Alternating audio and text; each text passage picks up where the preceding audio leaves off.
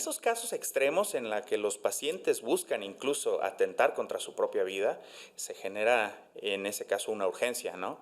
Es un paciente que tiene que hospitalizarse, tienen que iniciarse medicamentos de manera intravenosa y un tratamiento quirúrgico muy oportuno.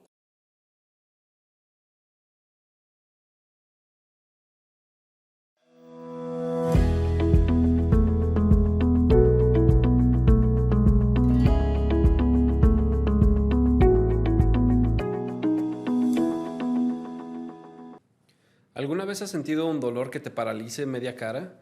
¿Un dolor tan intenso que no puedas abrir el ojo? Puede ser una neuralgia del trigémino. Y el día de hoy nos acompaña el doctor Cristian Pérez, especialista en neurocirugía, que justamente nos va a poder platicar sobre este tema tan específico.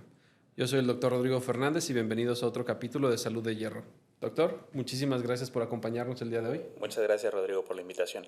Al contrario, nosotros encantados de que estés aquí con nosotros. Platicando un poquito sobre esta patología tan específica que mucha gente no conoce o hasta puede confundir con un dolor de cabeza intenso o con una migraña. Más que nada, ¿cuáles son los síntomas que podríamos esperar en un paciente? Bueno, para empezar, la neuralgia del trigémino, como bien lo comentas, es un dolor sumamente intenso que se genera directamente en el nervio trigémino. Este dolor generalmente los pacientes lo describen como si fuese una descarga eléctrica que recorre generalmente la parte de la mandíbula.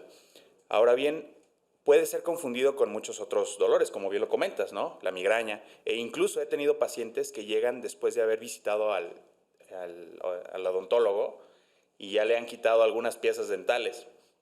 Entonces es súper importante poder diferenciarlo de otras enfermedades. ¿Y cómo es que podríamos diferenciar ese dolor? O sea, uno como paciente, ¿cómo puede decir, oye, sabes que este dolor ya no es normal, ya no es un dolor del diente, ya no es un dolor de cabeza, ya es algo más? Por supuesto, generalmente el diagnóstico tiende a ser clínico. Es un dolor muy característico en el que, como les comentaba, es una descarga eléctrica, la describen como un tirón, como que si les pasaran corriente. Y generalmente, pues, tiende a ser en la parte de la mandíbula, aunque también por la distribución del nervio, que este es un dolor del nervio, se llama trigémino porque vienen tres ramas que distribuyen generalmente en todas las partes de la cara, puede incluso desatarse con cosas tan simples como hablar, comer, el tacto fino. Y pues cuando eso sucede, pues eso ya no es normal. Claro, en ese momento ya es de ir a buscar una consulta. Correcto. ¿Y se puede asociar algún otro síntoma? Digo, al ser un dolor de un nervio, pues normalmente los nervios llevan pues, sí, una parte sensitiva y a su vez una parte motora, ¿no? Entonces, ¿qué otros síntomas o qué otros signos se pueden asociar a este dolor? Cuando la afección es directamente del trigémino, generalmente este nervio es casi puramente sensitivo. Sin embargo, también puede existir cierta dificultad para masticar alimentos, debido a que tiene por ahí ramas que nos ayudan a masticar, ¿no? Pero bueno, aquí indispensable entender el porqué de este tipo de enfermedades. Generalmente esta enfermedad se debe a la compresión repetitiva del nervio en un sitio de salida del cerebro, en donde la compresión tan constante del nervio lo irrita y crea descargas. Ese es el motivo general y por eso lo que tú comentas, ¿no? Que puede existir el dolor y además cierta dificultad para masticar. Y justamente el nervio trigémino, ¿qué función tiene? O sea, tenemos el nervio trigémino, ya sabemos que si hay una irritación causa este dolor, puede causar esta diferencia o esta dificultad para poder masticar, pero ¿cuál es su función normal? La función del trigémino es la sensibilidad de la mitad de la cara para el derecho, la mitad de la cara para el izquierdo, para tacto, sentir calor, el frío, el tacto fino, grueso, etcétera. Y lógicamente el dolor. Ok, perfecto. Entonces realmente es un nervio que evolutivamente se ha especializado y evolucionado en detectar estas sensaciones finas, ¿no? Correcto. Y por eso es que el dolor es tan intenso cuando hay alguna alteración. Es correcto. Y bastante sensible. Sí, no, definitivamente bastante sensible. Y justamente una vez que un paciente siente este dolor, esta descarga eléctrica, ya sea en la mitad de la cara o en un cuarto de la cara, ya sea superior o inferior, que sea un dolor anormal y que acude contigo a la consulta, ¿cuál es el siguiente paso para poder llegar a un diagnóstico? Lo primero que hay que hacer es evaluar correctamente a un paciente. Lógicamente, la exploración neurológica es sumamente importante. Asimismo, complementar con ciertos estudios como resonancia magnética. Generalmente, los primeros tratamientos son tomados, ¿no? Los pacientes tienden a mejorar mucho con estos tratamientos. Únicamente cuando existen pacientes que no mejoran con el tratamiento médico o que el tratamiento médico les genera más problemas que bienestar, es cuando decidimos realizar una cirugía. La cirugía es un abordaje pequeño, se hace una incisión pequeña atrás de la oreja, en donde se accede vía microquirúrgica para descomprimir cuidadosamente el nervio del vaso sanguíneo que lo esté comprimiendo y con ello colocar pues además una, por así decirlo, una esponja que evite este roce y con ello mejoran incluso muchísimo y de manera inmediata. La cirugía realmente con la tecnología actual, con la experiencia, se puede lograr con mucha tasa de éxito, muy poca complicación y generalmente a los pacientes les va muy bien. Y es justamente esto, ¿no? Realmente no vamos a quitar el nervio se requiere, entonces hay que ver cómo es que podemos pues, colocar justamente ¿no? una barrera, que en este caso sería este tejido similar a una esponja que separe justamente y que aísle un poquito el nervio, ¿no? Correcto. Equivaldría al agarrar un cable pelón eléctrico y Es ponerle un correcto. recubrimiento, ¿no? Es correcto. Yo de hecho así se los explico a mis pacientes. Las neuralgias y también el espasmo hemifacial que se deben por una compresión nerviosa, generalmente es como si uno de los cables que tenemos, algún cable, se estuviera comprimiendo. Por la presión se va deformando este cable y esto genera un falso, ¿no? Es exactamente lo mismo, sin embargo, que en los nervios. Oye, tocaste un tema especial. ¿Cuál es el espasmo? ¿O qué es un espasmo hemifacial? El espasmo hemifacial tiene mucha relación con la neuralgia del trigémino porque guardan un origen común. En el caso del espasmo hemifacial es también compresión, pero no del trigémino, sino del nervio facial. El nervio facial se encarga de, entre otras cosas, de la movilidad de la cara. En este caso, existen pacientes o existen personas que empiezan con un pequeño espasmo en el ojo, que hay que diferenciarlo del típico espasmo del estrés. Eso es algo que no genera mayor problema. Sin embargo, cuando este espasmo empieza con el tiempo a extenderse a otras partes de la cara y en particular a la boca, genera este tipo de tics de un solo lado de la cara tan característicos en muchas personas que generalmente puede tender a alterar un poco, a demeritar un poquito su estilo de vida. Entonces, a saber que esta enfermedad pues también tiene un abordaje inicial muy similar a las neuralgias del trigémino. Sin embargo, en este caso podemos empezar con toxina botulínica. La toxina botulínica se inyecta para disminuir estos espasmos. Sin embargo, cuando hay pacientes que ya no quieren ese tratamiento o que simplemente ya no hay respuesta, asimismo se puede hacer el mismo abordaje, sin embargo, con el objetivo del facial en lugar del trigémino. Claro. ¿Y cómo es que podemos diferenciar justamente de este tic de estrés normal, el tic híjole, tengo una junta mañana y me empezó a saltar un poquito el ojo, allá este espasmo? Bueno, generalmente hay que entender que estos diagnósticos son muy clínicos, es decir, basta con ver a una persona y conocer sus antecedentes para poder darnos una idea. En el caso del estrés, pues todas las personas entendemos que existe cierto grado de estrés. Es más común en personas de edad productiva, también mujeres muchas veces. Y en estos casos, pues entender que cuando empieza a propagarse esta onda de contracción, es ahí cuando tenemos que buscar atención. Cuando no se quita después del evento de estrés, que sí puede empeorar con el estrés un espasmo hemifacial, sin embargo, un espasmo hemifacial no se quita. Es decir, todo el tiempo está ahí, ¿no? Y digo, también es importante mencionar que son dos patologías que son, o sea, que interfieren en el día a día del paciente, ¿no? Vivir con dolor es una cosa espantosa y no se debe de vivir con dolor, ¿no? No hay que normalizarlo. No hay que... Lo dices correcto.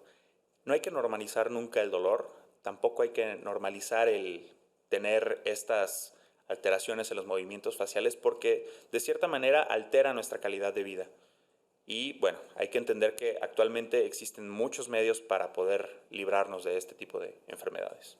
Claro, ¿no? Y digo, realmente, como bien comentas, son primero tratamientos farmacológicos, primero es un tratamiento clínico y posteriormente el tratamiento quirúrgico, la verdad es que es un tratamiento mínimamente invasivo, Correcto. sumamente seguro, en donde realmente, pues, la tasa de curación en este aspecto, porque es una que ya no va a reincidir.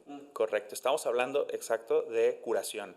El paciente generalmente cuando se somete a un tratamiento quirúrgico, como bien lo comentas, es mínimamente invasivo, genera una mejoría en la mayoría de los casos, hasta el 70% de los casos es de manera inmediata.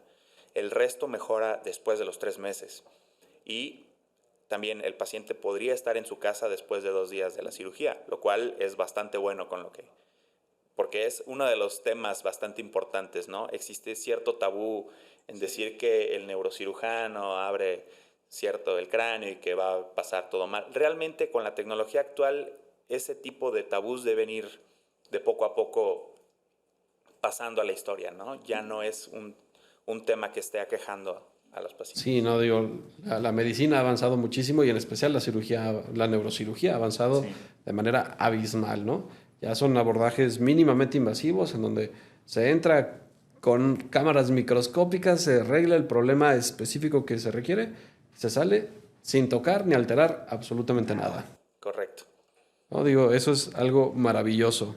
No sé si te gustaría agregar algo más sobre la cirugía o sobre el tratamiento o diagnóstico de esta patología. Probablemente alguna recomendación, haciendo énfasis en no normalizar el dolor, atenderse de manera oportuna, siempre todo dolor en la cara es anormal y dependiendo de los síntomas es cómo debemos actuar. Asimismo, el espasmo bifacial es algo con lo que no debemos vivir generalmente, ¿no? Es algo que altera nuestra calidad de vida, altera nuestras relaciones incluso. Existen personas que se sienten un poco señaladas al tener este tipo de espasmos, sin embargo, existen tratamientos eficaces para tratarlos. Doctor, justamente nos comentaste sobre el tratamiento clínico. Ahí estábamos platicando un poquito sobre la toxina botulínica o Botox en la aplicación para el espasmo hemifacial, ¿no? Pero, ¿cuáles son las indicaciones de poder poner esta toxina botulínica? ¿Cómo se debe de aplicar? ¿Con quién? ¿En qué casos?